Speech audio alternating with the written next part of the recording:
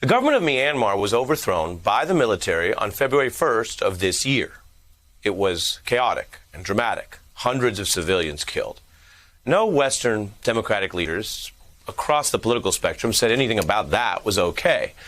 But now, former General Michael Flynn, who famously pleaded guilty to lying to his own government during the Mueller probe, just appeared at a right-wing event. This is over Memorial Day weekend. And while answering questions from someone in the audience, he said this about the coup. I want to know why what happened in Myanmar can't happen here.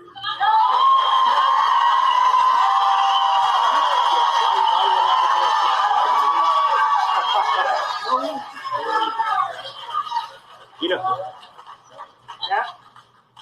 no reason. I mean, it should happen here. No reason. That's right.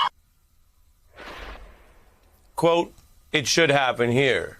The video quality may be grainy, but in the context of what's going on in America, the statement is quite severe.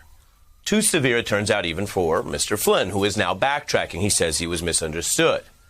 The backlash is real. Flynn facing criticism for doing what everyone is concerned about in our current era, stoking violence, advocating the violent overthrow of the government, a coup. It's the kind of call to arms that, of course, led to the insurrection that remains a fault line in our politics right now. Congressional Republicans trying to minimize. We have news on all of that as well, because those militias and other wannabe militias that we saw at the Capitol, they took the calls for political violence literally. They took Stop the Steal literally.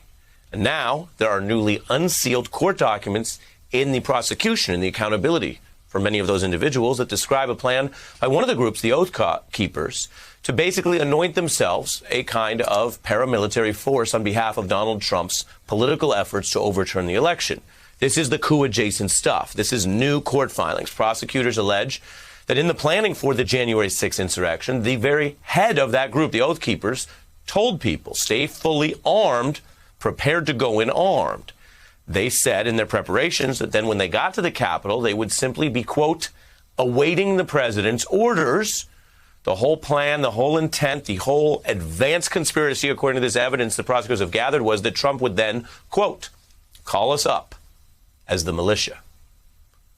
Now, that is just a smattering of new evidence that overlaps with what former Trump officials are saying and doing. There are over 400 of these cases.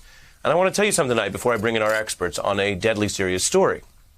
The only reason that we in the news can even report on some of those details is because of the prosecutions, because there are individual case investigations. But remember, in our system, each of those cases, according to fairness, is about those individuals involved. What the courts don't do, what they are not an arena for, is to simply have an open-ended investigation of everything that went on that day, including many scary, dangerous, serious things that may not, for various reasons, be chargeable against certain individuals. Now, that's why there was a 9/11 Commission, because in addition to foreign policy and government investigations in the courts, there was also the need to figure out everything that happened and how it happened and why it happened and whether, as a nation, through our democracy, our Congress wanted to change laws and rules to prevent it from happening again. Indeed, there were many famous reforms that came out of the 9/11 Commission, some of them on a bipartisan basis. And that's where all of these stories intersect tonight. If the leadership of the Republican Party has its way, there will never be that kind of total investigation of what really happened and who was involved and how many people behind the scenes were politically encouraging the violence to end democracy in America on January 6th.